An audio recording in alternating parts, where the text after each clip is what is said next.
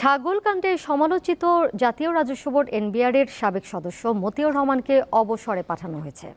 তার আবেদনের পরিপ্রেক্ষিতে সিদ্ধান্ত নিয়েছে সরকার।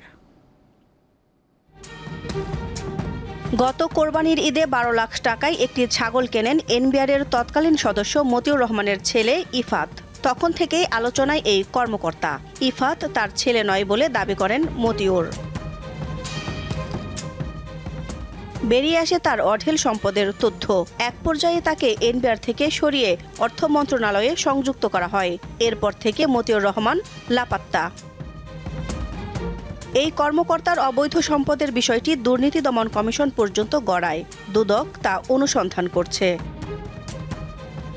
এই অবস্থার মধ্যেই বুধবার মতিউর রহমানের আবেদনের পরিপ্রেক্ষিতে তাকে অবসরে পাঠানো হয়। অর্থ মন্ত্রণালয়ের অভ্যন্তরীণ সম্পদ বিভাগের প্রজ্ঞাপনে বলা হয়েছে, চাকরিকাল 25 বছর পূর্ণ হওয়ায় এই সিদ্ধান্ত নেওয়া হয়েছে।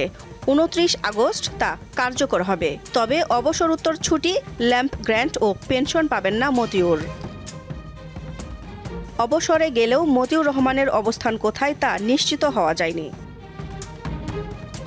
দিলশাদানি, দীপ্ত সংবাদ, ঢাকা।